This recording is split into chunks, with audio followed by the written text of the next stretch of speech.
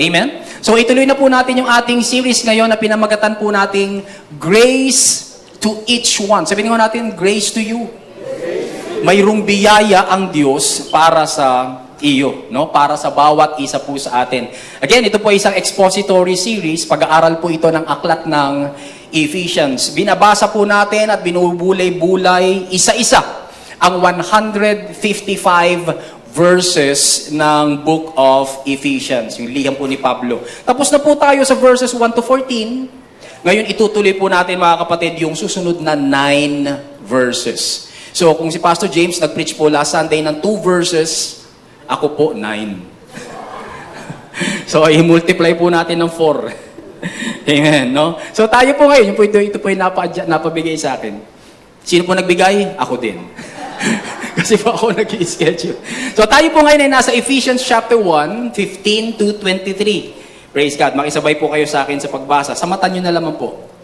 Okay? Ephesians chapter 1, verses 15 to 23. Ito po ang sabi. For this reason, ever since I heard about your faith in the Lord Jesus, and your love for all God's people, I have not stopped giving thanks for you, remembering you in my prayers. I keep asking that the God of our Lord Jesus Christ, the glorious Father, may give you the spirit of wisdom and revelation, so that you may know Him better. I pray that the eyes of your heart may be enlightened, in order that you may know. Sabi nga natin, that you may know. Sabi mo sa katabi mo, that you may know. No? Him better, sabi doon. Verse 18, I pray that the eyes of your heart may be enlightened, in order that, ayun na naman, that you may know. Ulit, sabi mo sa katabi mo, that you may know. Nang malaman mo na ano, the hope to which He has called you, the riches of His glorious inheritance in His holy people, and His incomparably great power for us who believe. That power is the same as the mighty strength He exerted when He raised Christ from the dead, and seated Him at His right hand in the heavenly realms, far above all rule and authority, power and dominion, and every name that is invoked, not only in the present age, but also in the one to come. Last 2 verses. And God placed all things under His feet and appointed Him to be head over everything for the church, verse 23, which is His body, the fullness of Him who fills everything in every way. So, siguro alam nyo na po yung title natin. Yung 2 beses po nating sinabi na nandoon nakapaloob sa ating teksto. Pag-usapan po natin ngayon ang grace message na pinamagatan po natin, that you may know. No? Kung tatagalogin po natin yan, nang malaman mo. Nang malaman mo. No? So first of all, ready na ho kayo mga kapatid? Notice mga kapatid, Roman numeral number 1, Paul's awareness about the Ephesians. No, ito po yung pag-usapan mo muna natin ngayon. Yung pagkaalam po ni Apostol Pablo tungkol sa mga taga-Efeso. Bakit? Ang sabi po kasi doon sa talata natin, for this reason, ever since I heard. Meron po ba siyang narinig? Ibig sabihin, kung narinig po ba niya, naging aware po ba siya? Yun po yung ating pag-uusapan. Awareness of the Apostle Paul about the Ephesians. Ang sinabi po ni Pablo sa verses 1 to 14 na pinag-usapan na ho natin, is the reason kung bakit naman po niya inihahayag itong binasa nating verses 15 to 23. Kaya po nagsimula yung verse 15 sa, for this reason. No? Again, ano nga po yung laman ng verses 1 to 14? I-review na lamang po natin, i-summarize natin. Ito po yung laman ng verses 1 to 14.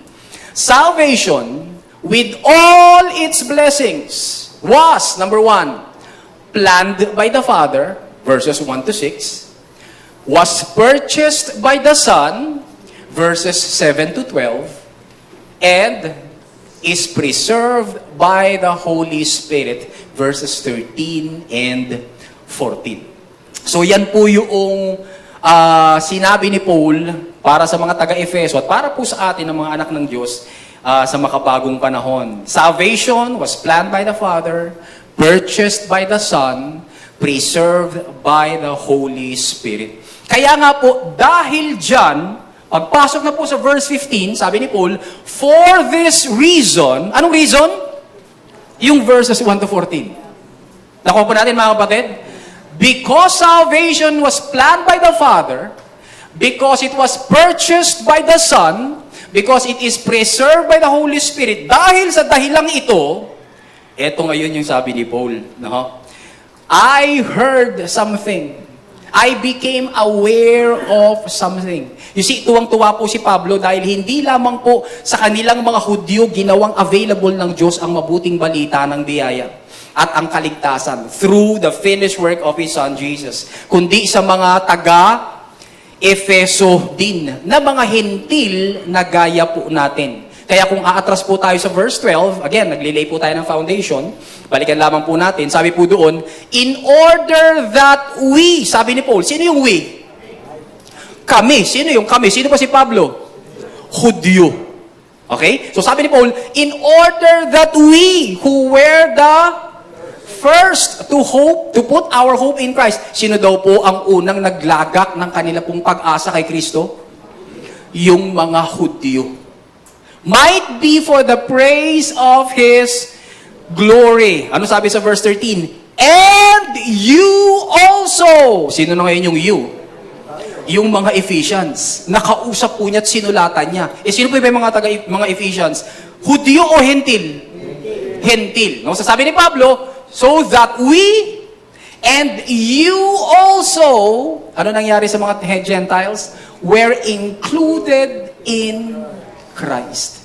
Napasama na rin po sila mga kapatid doon ho sa mabuting balita ng kaligtasan. When you heard the message of truth, the gospel of your salvation, when you believed, you were marked in Him with the seal, the promised Holy Spirit.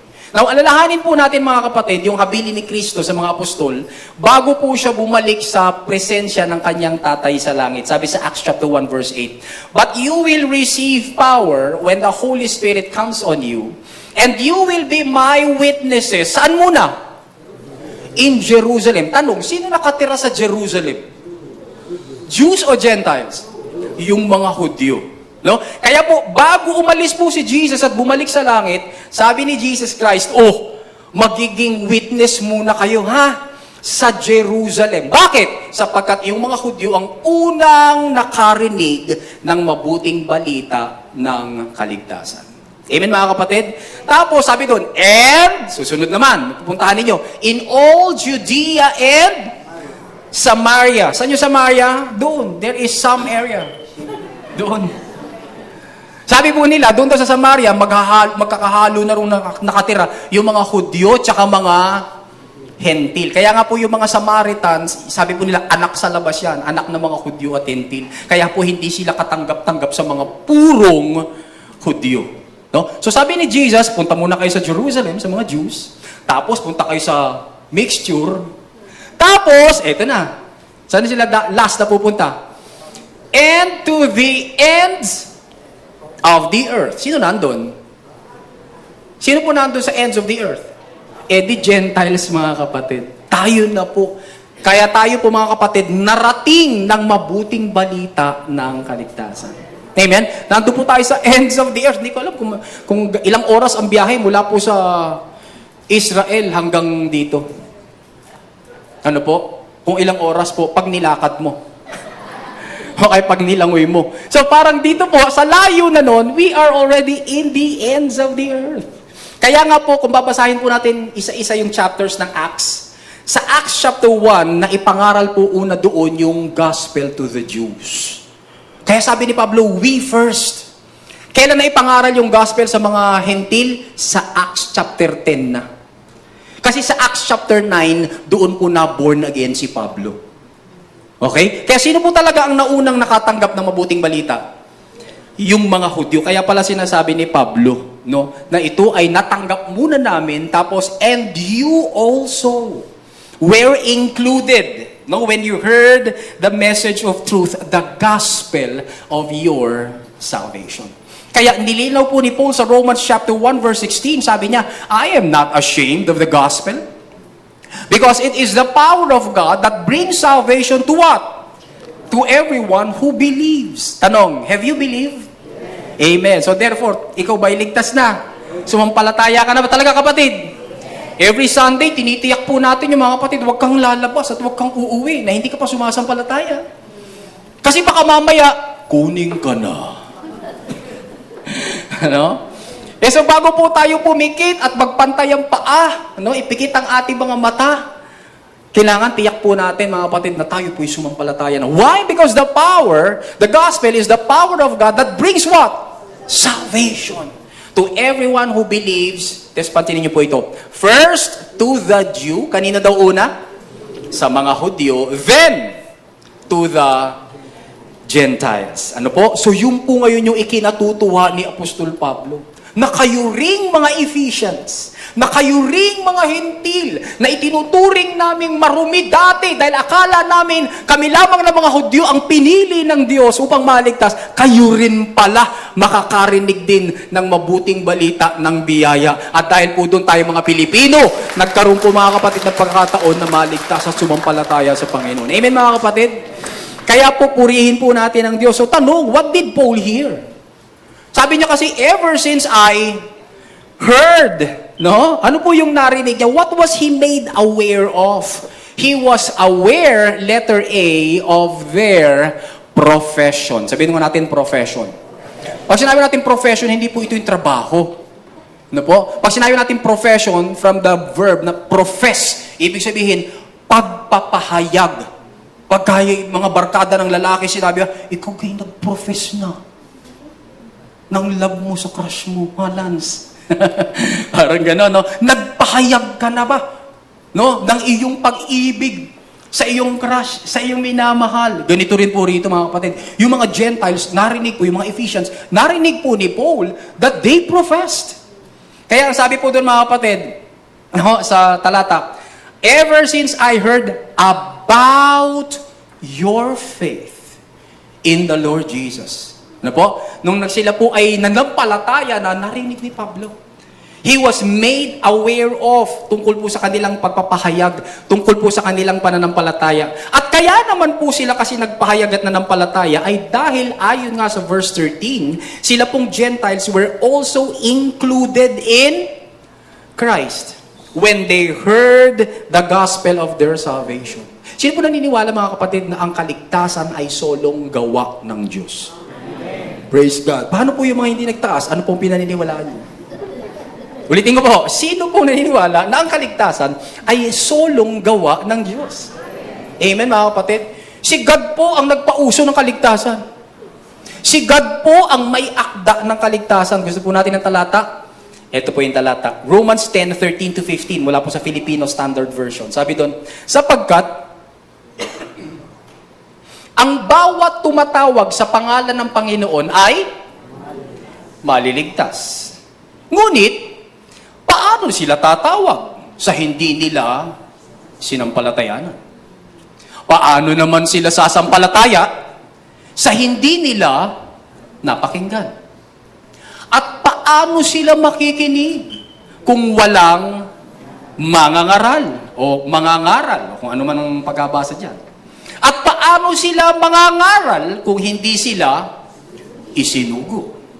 No? Yung nakita po tayo ng proseso. Para po itong kanta natin ng maliliit tayo. May pulis sa ilalim ng tulay. No? Tapos anong ginawa ng pulis? Mag-suggest nga kayo kung anong ginagawa ng pulis sa ilalim ng tulay. Bumihito. Kasi natin, kumain ng barbecue ang pulis sa ilalim ng tulay. Ano nangyari doon sa barbecue? Naubos ang barbecue na kinain ng pulis sa ilalim. Parang icebreaker po yun, mga kapatid, ng tulay. Nung naubos, ano nangyari? Wala na, parang naputol na, no? Napunta sa tiyan ang naubos na kinain ng pulis na barbecue sa ilalim. Parang pahaba ng pahaba. Parang ganito rin po ito, mga kapatid. Pansinin po natin, mga kapatid. Nagsugo ang Diyos. Sino nagsimula, mga kapatid? Si God. Nangaral tungkol kay Kristo ang isinugo. Tama? Napakinggan naman ang pangangaral. Ay siyempre nung napakinggan, sinampalatayanan ang napakinggan. Tapos, ang susunod, tumawag sa pangalan ni Jesus ang sumampalataya. Aba, nung tumawag na, ano nangyari? Naligtas ang tumawag. Binaliktad lamang po natin. Sapagkat doon sa pasimula, sabi doon, maliligtas ang lahat ng tatawag. Paano naman tatawag kung hindi po walang narinig na walang sinampalatayanan? Paano naman sasampalataya kung wala naman pong narinig? Ay paano may maririnig kung wala namang nangaral? Ay paano mangangaral mga kapatid kung hindi naman isinugo? Kaya nga po binaliktad lamang po natin, si God ang nagsugo, yung sinugo niya nangaral, napakinggan yung pinangaral, sinampalatayanan yung napakinggan, tumawag sa pangalan ni Jesus ang sumampalataya, tapos naligtas ang tumawag. Ito po ang nangyari sa iyo at sa akin. Amen mga kapatid? Tanong, sino ang nagsugo? Ang Diyos. Hindi po sa unang proseso. Sino nagsugo? Ang Diyos. Sino pong nagligtas? Doon sa dulo na. Ang Diyos. Therefore, mula umpisa hanggang katapusan, solong gawa ng Diyos. Hallelujah! Si God. Ano po? Kaya po mga kapatid, kapag tinanong ka, naligtas ka, oo ka, bakit? Ang galing ko kasi. Sinindihan ko ba naman yung lahat ng kandila doon sa labas? Naligtas ako. Ang galing ko kasi. Bakit? Nag-contribute ba naman kasi ako doon sa ano? Kaya ligtas ako. Ang galing ko kasi kasi wala naman akong ginagahasa. Ang galing ko kasi wala naman ako ninanakaw. Puro ikaw. Pero hindi po mga kapatid, malinaw na mula simula hanggang doon sa katapusan, hanggang sa maligtas ka, solong gawa ng Diyos. At kaya ka lang naman sumampalataya dahil may isinugo ang Diyos. Yung sinugo niya ng aral. Yung naipangaral, napakinggan mo. At yung napakinggan mo, sinampalatayanan mo. Amen mga kapatid? Kaya po tuwang-tuwa si Pablo. Bakit? Kasi naligtas din, no? Yung mga sinusulatan niya na Ephesians, na Gentiles, na sila po ay nag-profess. He was made aware of their profession. Pero hindi lamang po yun. Ano pong ang susunod na narinig ni Pablo? Secondly, he heard, letter B, of their practice. Hindi lamang po yung profession nila o yung paghahayag nila, narinig din po niya yung kanilang ginagawa. Sabi po doon, and your love for all God's people. Kita po natin mga kapatid. So hindi lang narinig ni Pablo yung nasumampalataya ng mga taga-Efeso, narinig din po nila yung love nila sa isa't isa. Hindi lamang po nila minahal ang ilan sa mga Kristiyano, kundi silang lahat. Hudyo man o hentil. This is how we recognize, mga kapatid, the church. Sa isang mundo po na hating-hati na dahil po sa religion, hating-hati na po dahil sa lahi, hating-hati na po mga kapatid dahil sa politika, Christians, taas ka po ngayon ng Christians. Christians are known for their love for one another. Amen mga kapatid? Sabi mo sa katabi mo, I love you. Sagutin mo na ako. I love you. Ano sabi ng John 13 verse 35? Sabi po doon ng Magandang Balita, Biblia Tagalog. Kung kayo'y may pagmamahal sa isa't isa, makikilala ng lahat na kayo'y mga alagad ko. Paano malalaman ng lahat ng mundong ito na alagad tayo ni Jesus? Dahil may nakalagay ba may nakatatak sa t-shirt mo na, I'm a Christian. Dahil ba may malaki kang Bible na hawak at Sunday? Kaya ka malalamang Kristiyano? Hindi mga kapatid. Malalaman ng sanlibutan ito na ikaw ay Kristiyano when you love other people. When we love one another. Amen? Again, sabihin mo nga ulit sa katabi mo, I love you.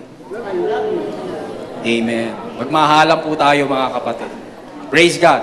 Now, because of the awareness of Paul about the Ephesians, dahil nagkaroon po siya, may natutunan siya, may narinig siya, meron siyang naging kamalayan tungkol sa kanilang profession at tungkol sa kanila pong pagsasagawa o sa kanilang practice. He made Roman numeral number 2, an appeal for the Ephesians. Pagkatapos magkaroon siya ng awareness, he made an appeal, nanalangin po siya. para sa mga taga-Efeso, umapila po si Pablo sa Diyos. Para sa mga taga-Efeso, nagsumamo, nanawagan, nanalangin. Tingnan po sabi sa verse 16, I have not stopped giving thanks for you, remembering you in my prayers. Nakita po ba natin mga kapatid, yung koneksyon ng tainga at bibig? Sa verse 15 mga kapatid, Paul was made aware. Ibig sabihin, he heard something. Pero dito naman po sa verse 16, he made an appeal. Ibig sabihin, nanalangin po siya. May connection mga kapatid sa panalangin, yung naririnig mo, magkakonekte yun, naririnig mo tsaka yung bibig mo. Bakit pong Kristyano kasi nagsasabi, ano ba pag-pray ko? Araw-araw na nga ako nagpe-pray na, ipag-pray ko na kahapon.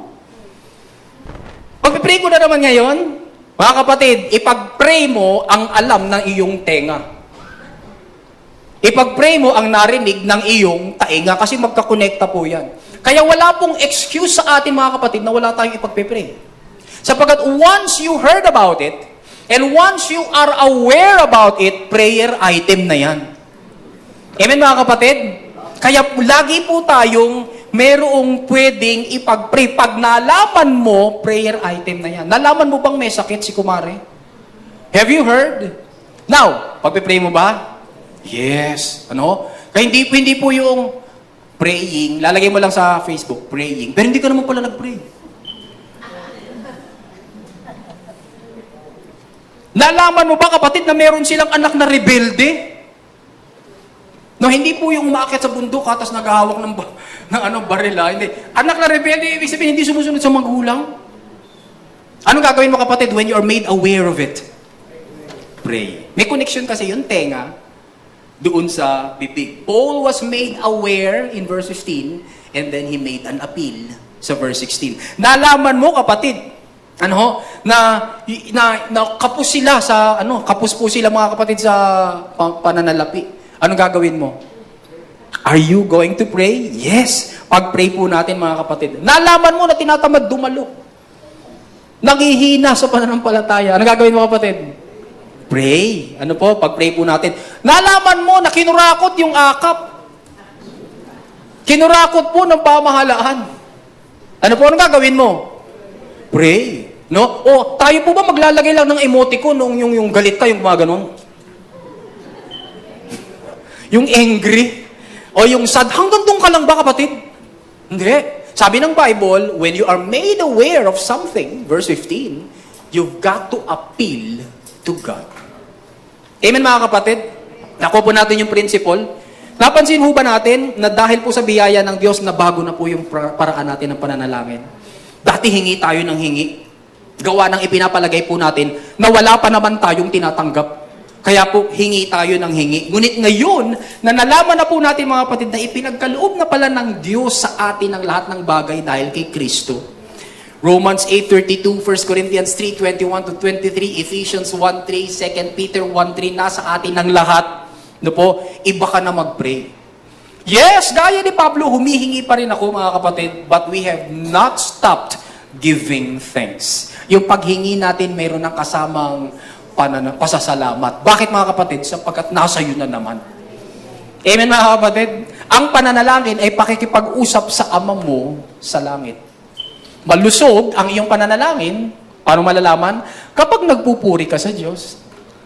Kapag nagpapasalamat ka sa lahat ng kanyang ginawa, ano yung mga talata? Malusog ang panalangin mo, kapatid. Susunod. Kapag ipinapanalangin mo, maging ang ibang tao, lalo na ang mga nasa otoridad. Ephesians 6:18 and 1 Timothy 2:1 and 2.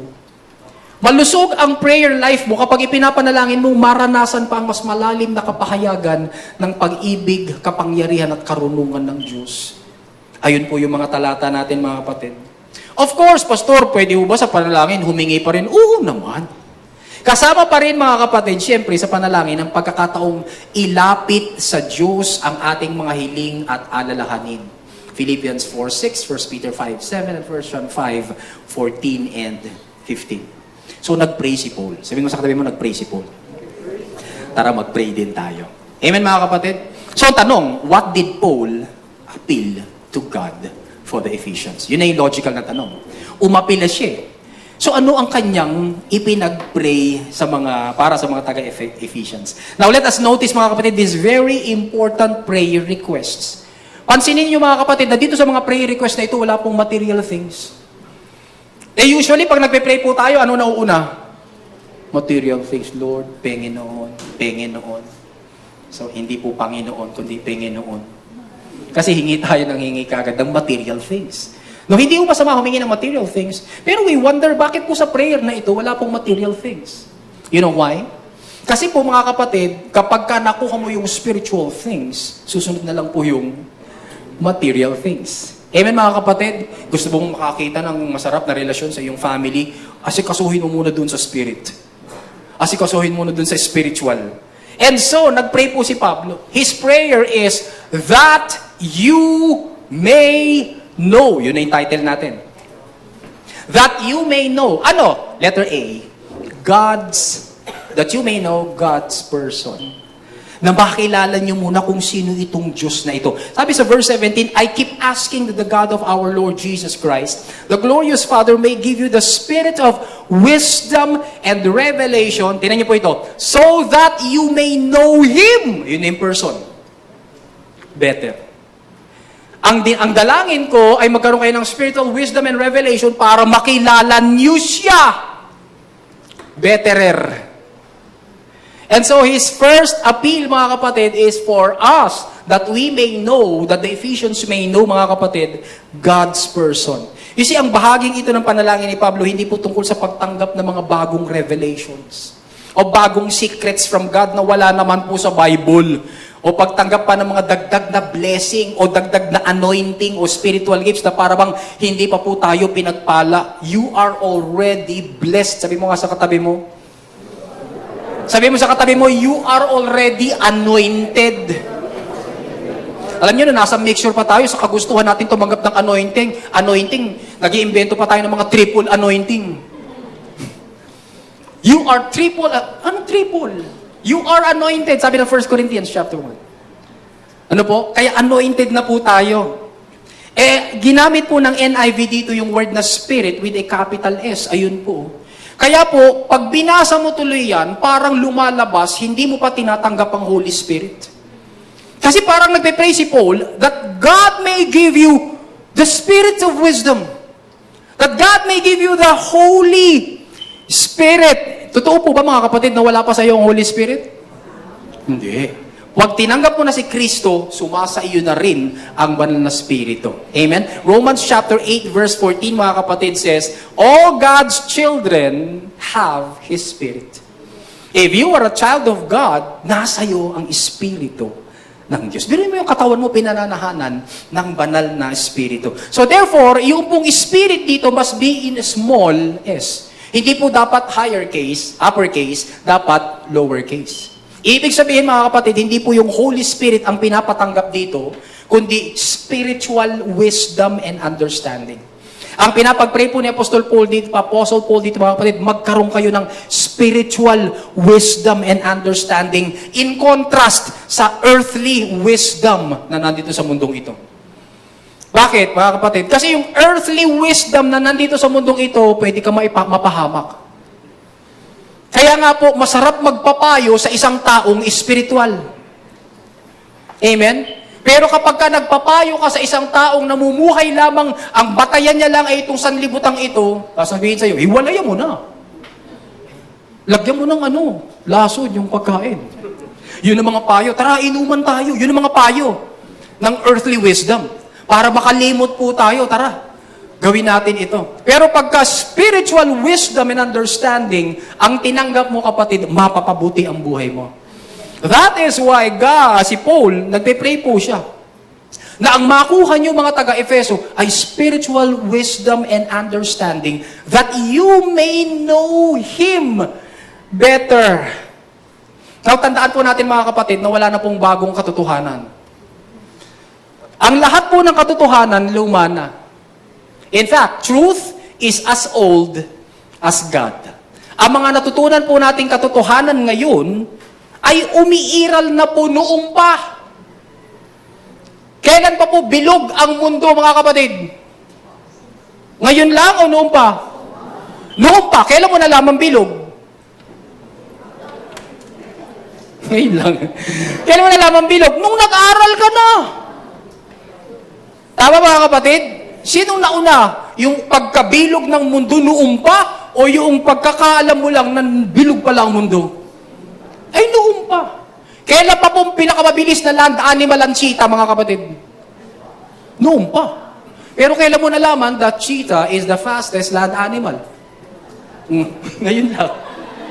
Nung nag-aral ka. Tama kapatid? Kasi mga katotohanan, luma na. Kailan pa pinakamalaking mammal ang whale?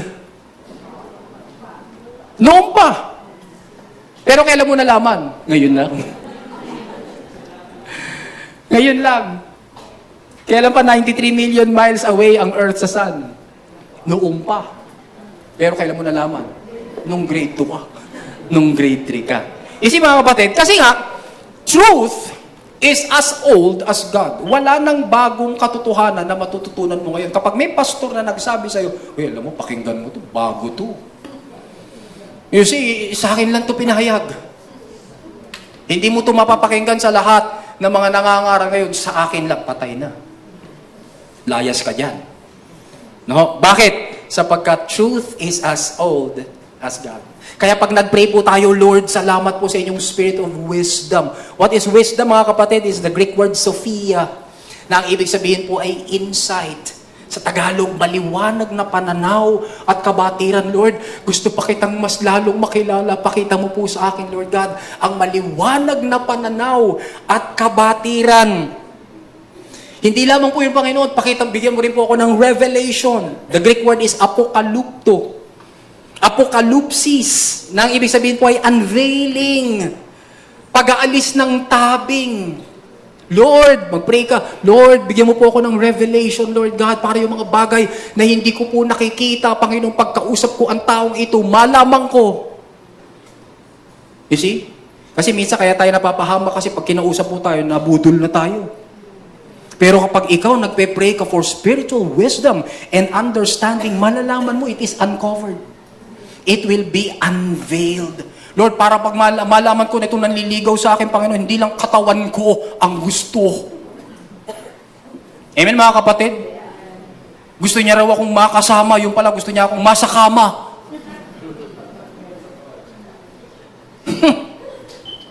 Pupunta pala kami sa biglang liko, kung saan may pansit. Amen, mga kapatid?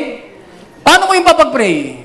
Pag-pray mo yun, kapatid, dahil ikaw ay anak ng Diyos, God is going to reveal to you.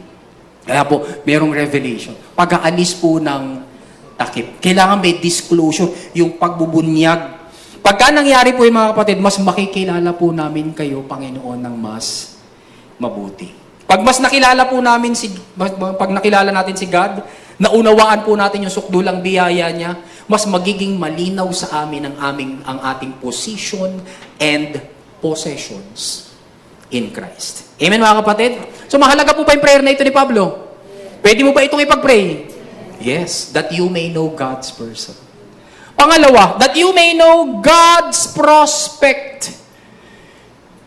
Prospect, mga kapatid, sabi ni Pablo, I pray that the eyes of your heart may be enlightened, that you may know the hope. Ayun na yung prospect. Para malaman mo kung ano yung ipoprospect mo. Malaman mo yung hope to which He has called you. Why did Paul pray, mga kapatid? For the continuous enlightenment of the eyes of their heart. Ng mga Ephesians, mga kapatid. Because the deeper we understand about God's person, the deeper we know about who He is in our lives, na siya pala ang aking tatay, na siya pala ang aking creator.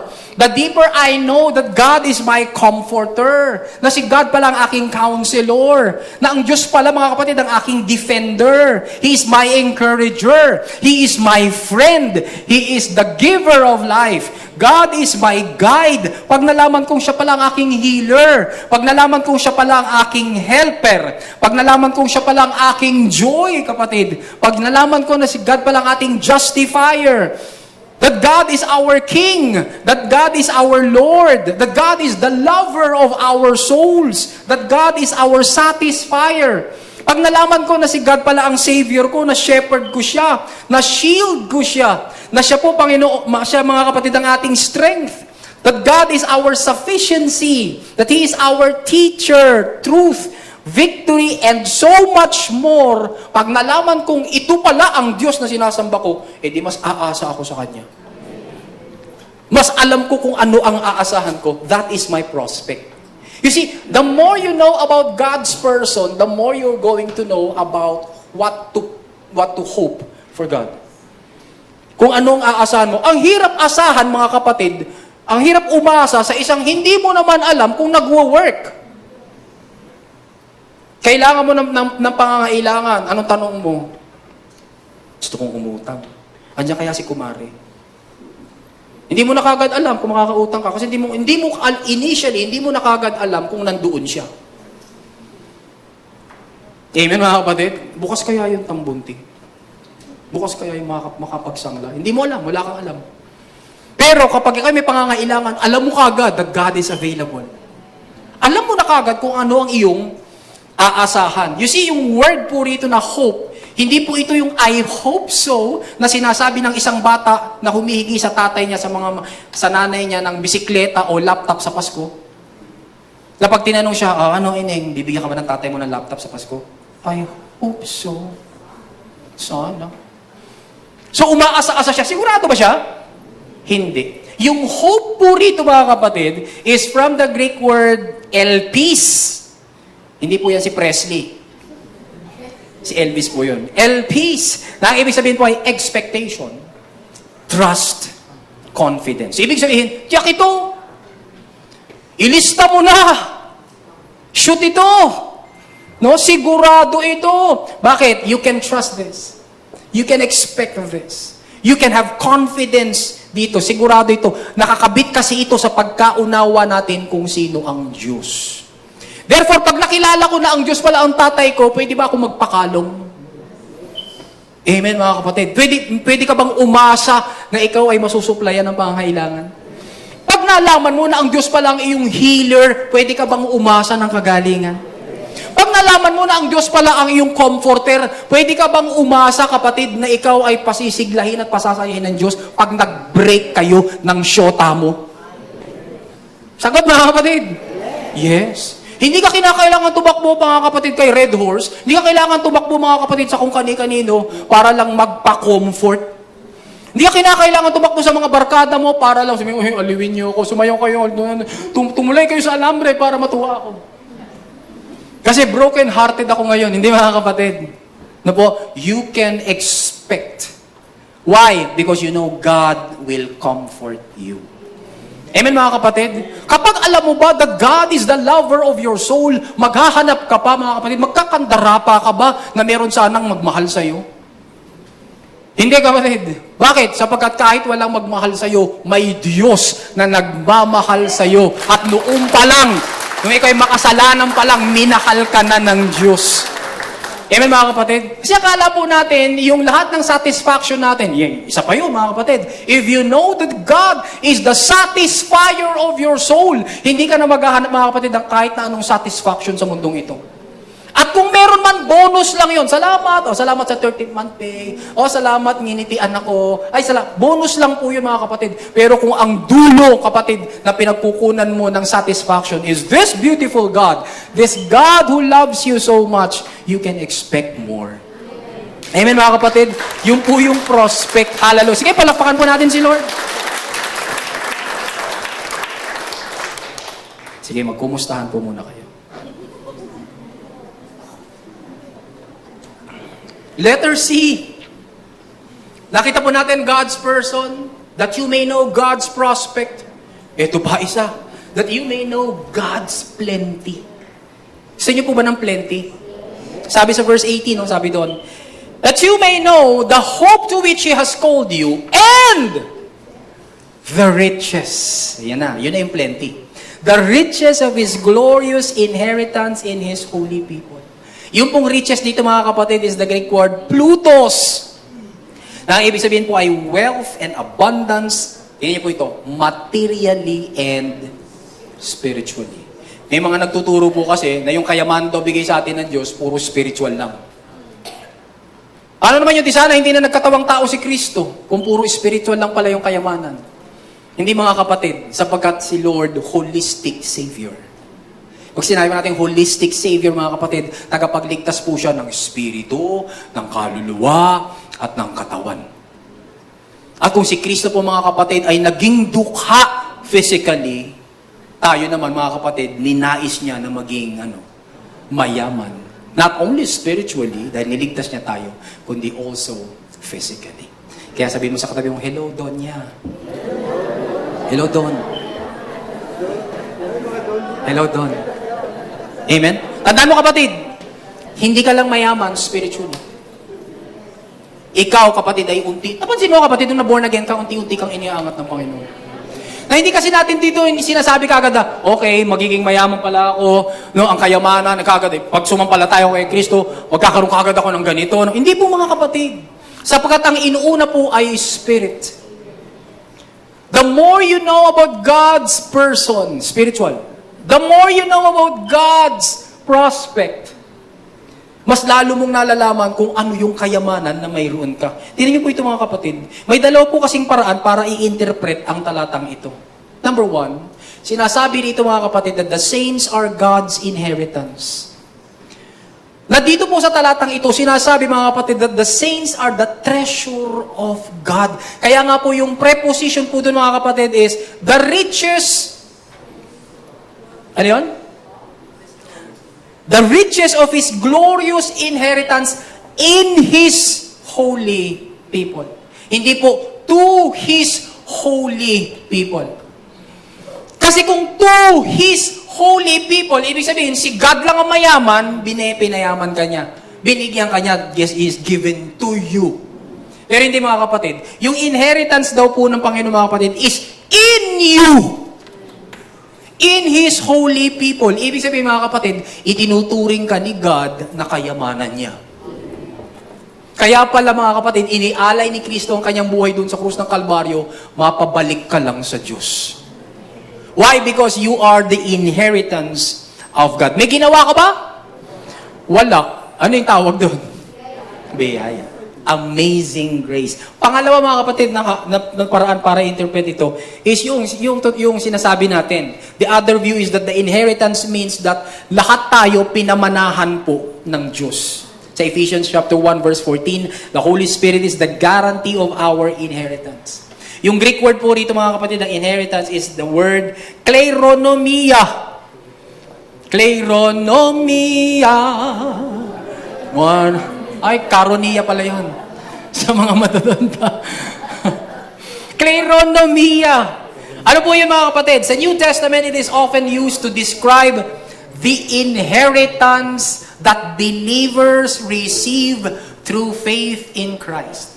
So, una, mga kapatid, pansinin natin, ikaw ang kayamanan ng Diyos. Pangalawa, ikaw din ay tumatanggap ng inheritance. Ano po itong mga inheritance na to? Eternal life, the kingdom of God, the promises of God.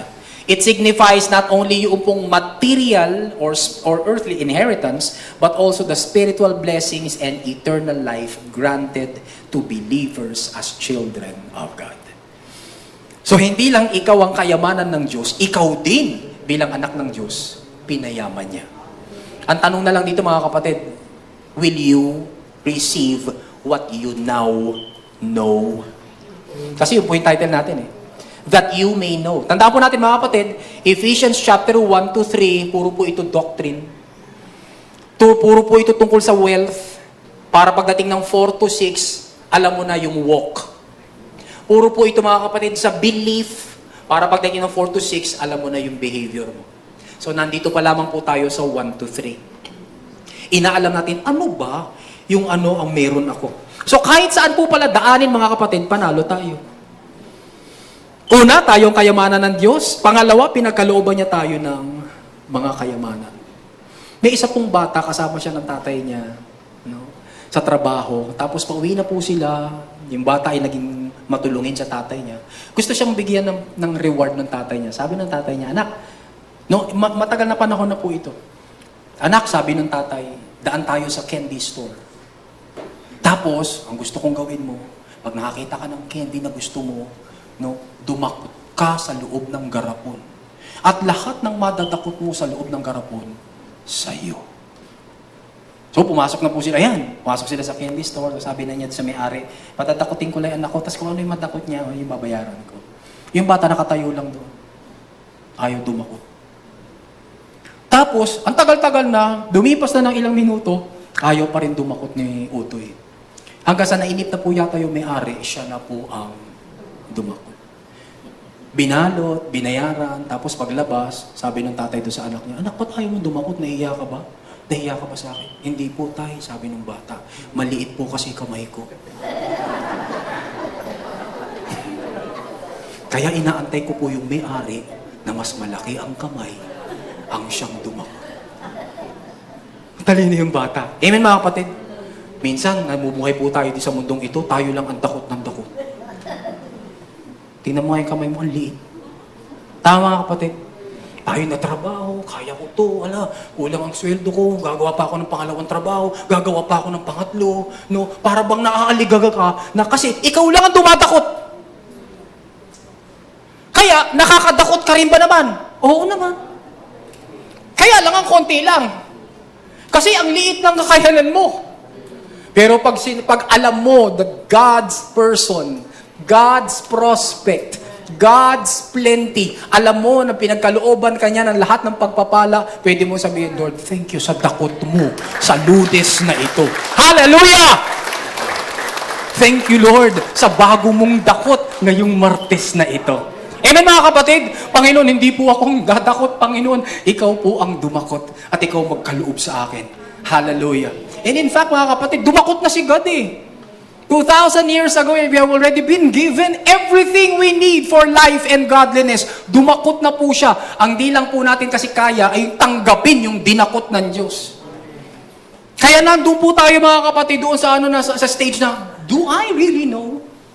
Kaya title natin, that you may know. Na malaman mo. That you may know God's person. That you may know God's prospect. That you may know God's plenty. Letter D, that you may know God's power. Hallelujah. Pansinin po natin yung pagkakahabi at koneksyon ng mga prayer items na ito. Wala pa siya nagpipenap ng material things. Prayer items ni Paul as led by the Holy Spirit. When we know about God's person, kung sino siya sa mga buhay natin, when we know about God's prospect, yung mga bagay na ipinaasam niya sa atin at siyak namang ipinagkaloob na niya.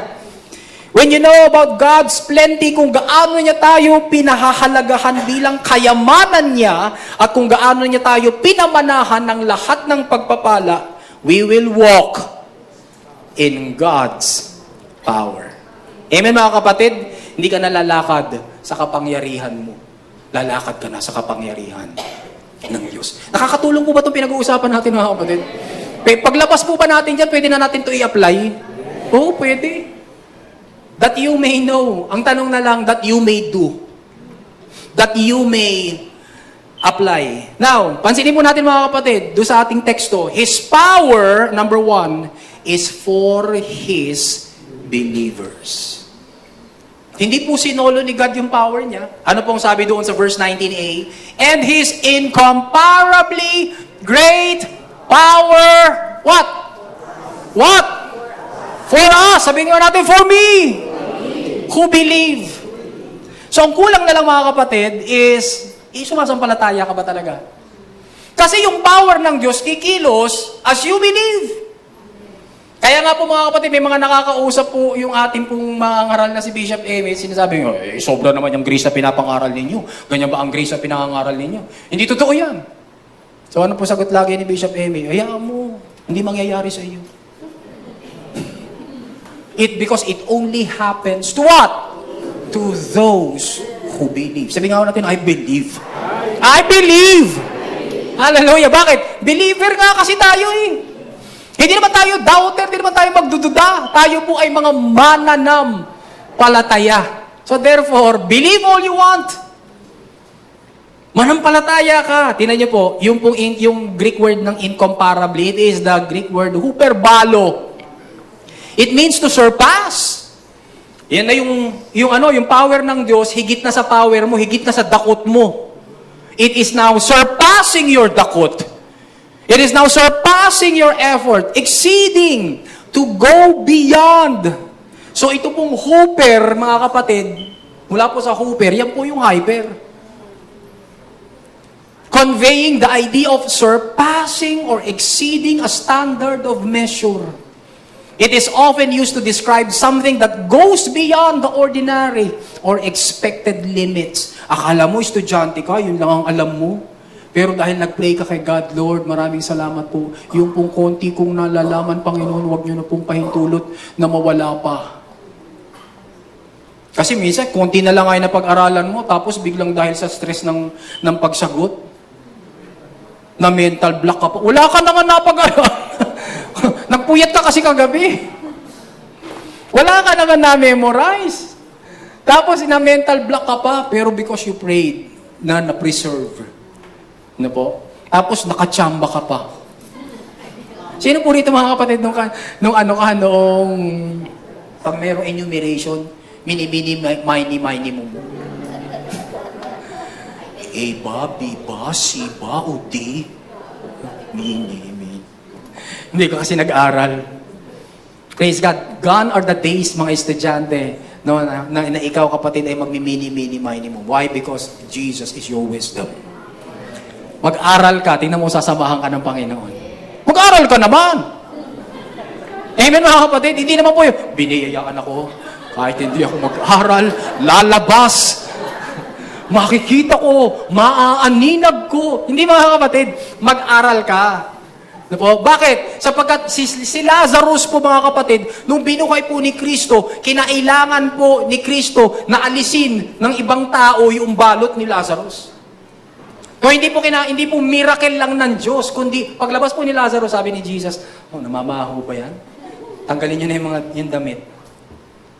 Ibig sabihin, mayroon pong partnership, nakikipag-partner po si God ng kanyang himala sa iyong dapat ding gawin. Amen, mga kapatid?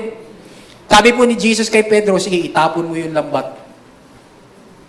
Sinabi ba ni Pedro kay Jesus, Lord, ikaw nang bakal, patalunin mo na lang yung mga isda dito. Teka, Pedro, ikaw ang manging isda eh.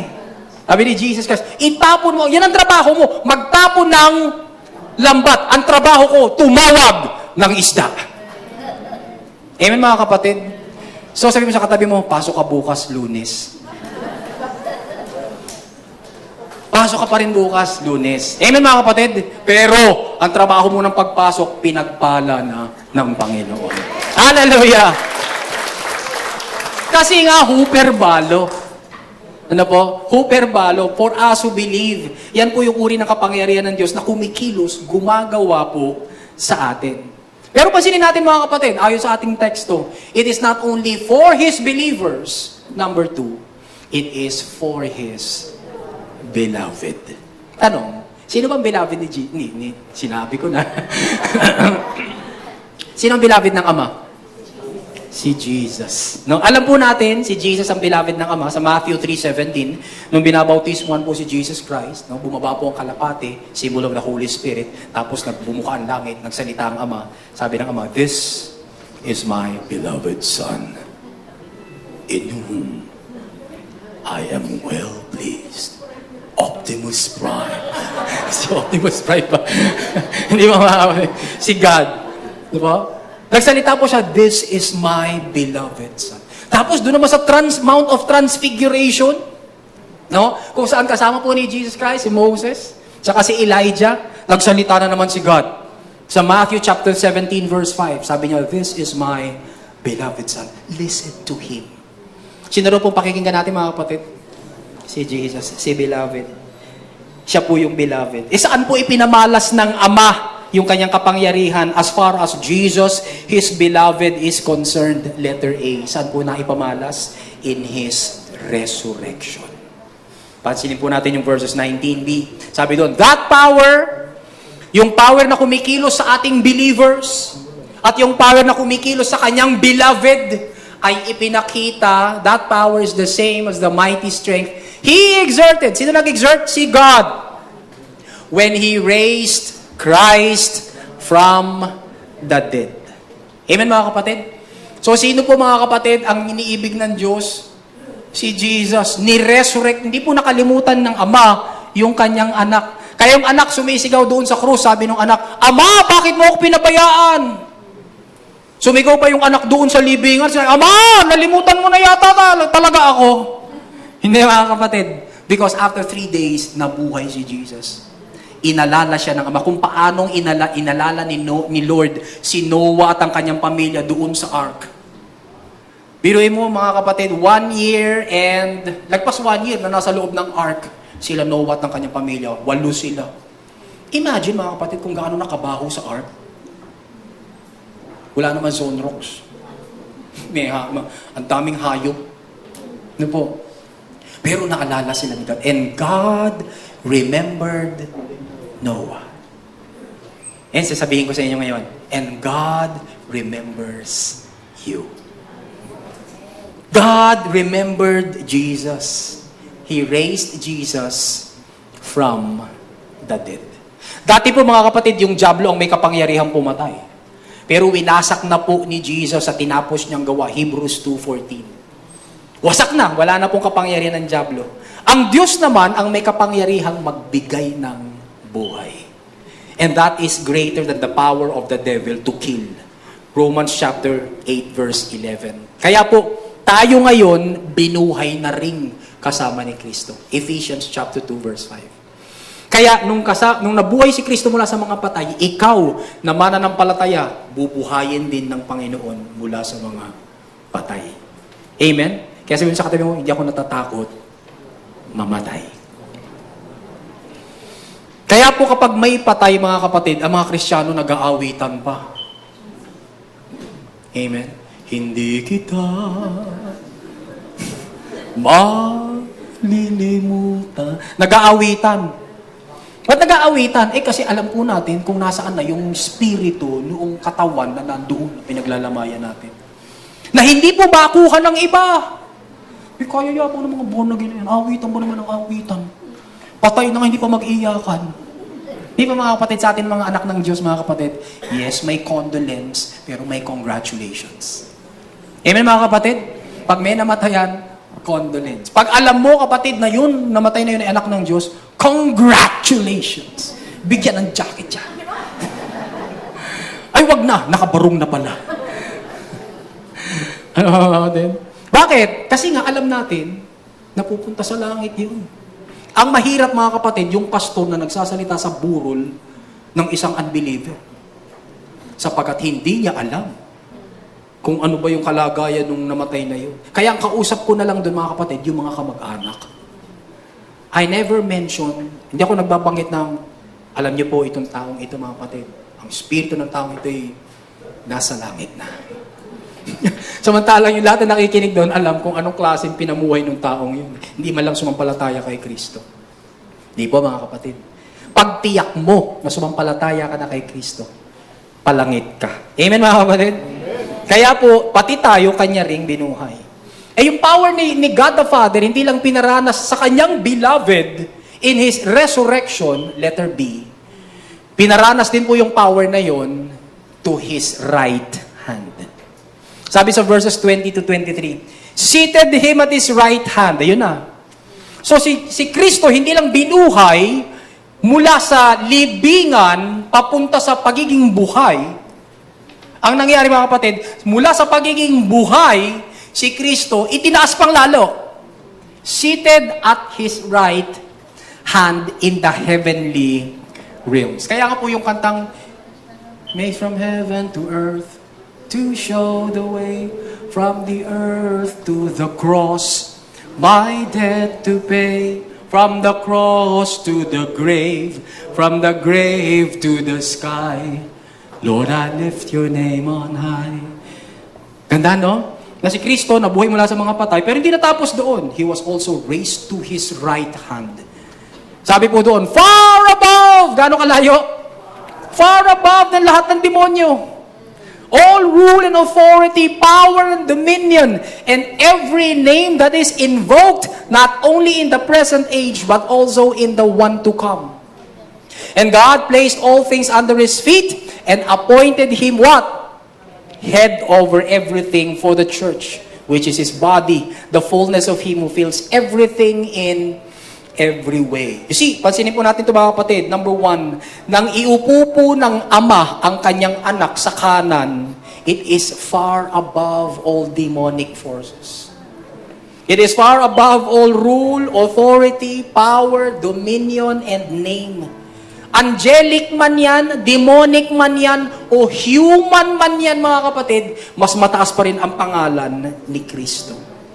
Amen mga kapatid? Kaya sa totoo lang, hindi mo na kailangang alamin pa kung ano pangalan ng demonyo. Kasi may mga nagtatanong, no, ika-cast out yung demonyo. Anong pangalan mo? Anong pangalan mo? Sino ka? I don't care! Amen mga kapatid? Because there is only one name that we need to know. And that is the name of Jesus. Hallelujah! Bakit? Mas mataas kasi ang pangalang ito kahit sa kaninong pangalan. Amen mga kapatid? Pangalan ng tao, pangalan ng hari, pangalan ng reyna, pangalan ng demonyo, pangalan ng kung sino-sino. Kaya, the name of Jesus. Pangalawa, pansinin po natin, nang iupo po ng Ama ang kanyang anak sa kanan niya, it is for the church. Sabi po doon sa verse 22, God placed all things under His feet and appointed Him to be head over everything for the church. Kaya po pala mga kapatid, inaas si Kristo para sa iyo. Appointed si Jesus over everything para sa iyo. Kaya nga po mga kapatid, tayo rin po, iniupo na rin kasama ni Kristo. Akala mo ba nakaupo ka dyan? Physically? No. Nakaupo ka dyan physically, pero spiritually saan ka nakaupo? Ephesians chapter 2 verse 6, sabi po doon. And God raised us up with Christ and seated us with Him. Sino kaupo mo kapatid? Si Kristo. So habang nandito ka sa lupa, nakikinig ka ng mensaheng ito, kaupo ka ba ni Kristo sa langit? Yes, we are seated with Him in the heavenly realms in Christ Jesus. Now, if Jesus is far above all rule and authority and dominion and name, katabi mo siya, are you also far above all rule and authority and dominion and every name? Amen. Kaya sabi mo sa katabi mo, hindi ako takot sa demonyo. Kasi may mga Kristiyano, mga kapatid, mas mataas ang Panginoong Jesucristo kaysa sa lahat. Amen mga kapatid? Kaya dahil kaupo ka ni Kristo, mas mataas ka rin. Nandun kang kasama ni Kristo. Tayo po ang church, we are, sabi nung verse, the full expression of Christ on earth as He reveals Himself through us. Nung Sunday, February 2, nagkaroon po ng jersey retirement. Ano po yung jersey retirement, mga kapatid? Yung po yung pag magaling kang player, pagkatapos na maglaro ka doon sa team na yun, yung jersey mo, yung uniforme mo, i-retire. Ibig sabihin, wala nang gagamit nung number na yun doon sa inyong. Tapos i-retire siya, itataas siyang ganun, hanggang doon sa rafters, sa kisame. Sino po ito, mga kapatid? Si Caitlin Clark. Sino si Caitlin Clark? Siya po yung bago kong paboritong player. Hindi po siya player ng NBA, player po siya ng WNBA. Siya po ang may hawak, mga kapatid, ng records sa college level sa NCAA. Mas hawak pa po niya yung mga record, na-break na po niya yung record, siya po yung pinakamagaling lalaki man o babae. In fact, ang inilista po ng ESPN ay 100 plus na record ni Caitlin Clark. At habang itinataas po yung number 22 at sinasabing wala nang gagamit ng number 22, naiyak ako. Hindi ako naiyak para kay Caitlin Clark. Naiyak ako para sa akin. Bakit? Sapagkat na-imagine ko na ako mula sa mga patay, binuhay din ni Kristo. At dahil ako'y iniupong kasama ni Kristo, na imagine ko mga kapatid na habang itinataas ako, Para mapaupo akong kasama ni Kristo, sumisigaw at nagdedeklara rin ang Diyos at sinasabing, Anthony, lubos na biniyayaan. Hindi po yung award ko, hindi yung galing ko, kundi yung galing ni Kristo. Parang naririnig ko ang Ama na nagsasabi, dinideklara niya, ligtas magpakailanman. Hindi yung award mo, hindi yung galing mo, kundi yung galing ni Kristo. Nagdideklara ang Ama, pinatawad ng lubusan. Ikaw to kapatid. Itinataas kang kasama ni Kristo, iuupo kang kasama ni Kristo, ikaw ay pinatawad ng lubusan, labis na minamahal, lagi kang katanggap-tanggap, ikaw ay ginawang matuwid, ikaw ay pinagaling sa lahat ng sakit at karamdaman, ikaw ay higit pa sa mapagtagumpay. Can you see yourself na ganun? Kasi yun ang declaration ng Diyos. At nung iniupo ka ng kasama ni Kristo, wala nang magbabago kapatid ng kalagayan mo sa harap ng Diyos. You are forever saved.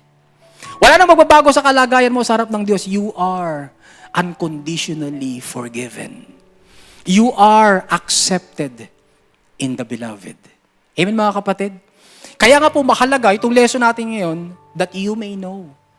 Kasi nga po, nakaangkla po rito, nakabatay po rito yung lalakaran mong kapangyarihan. May natutunan ka ba?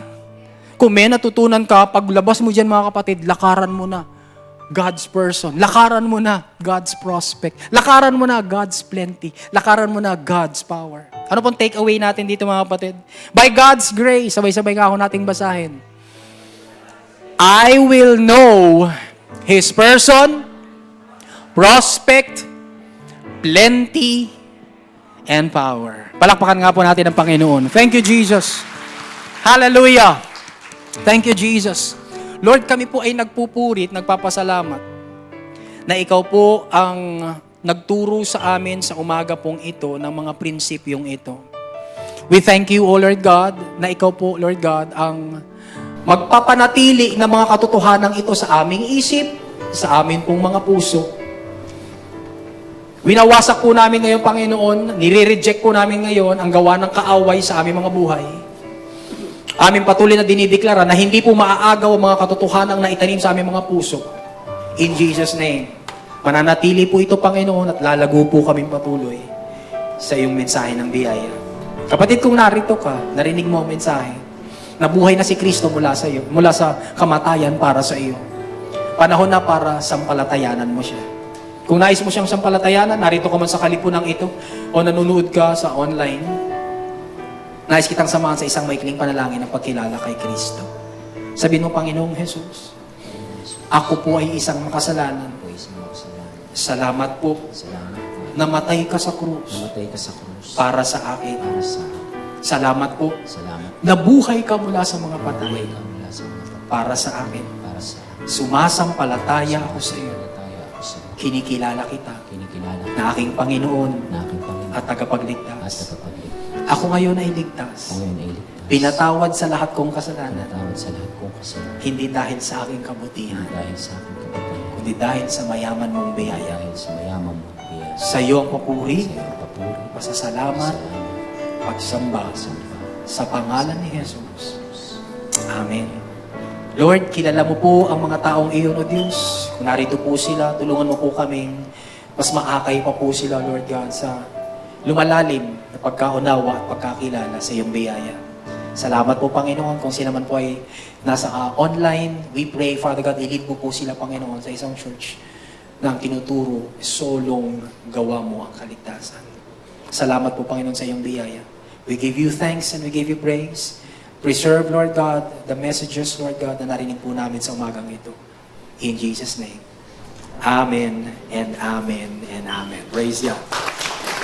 Amen. Handa po natin yung ating mga puso, mga kapatid. Tayo po ay magpipira-piraso ng tinapay.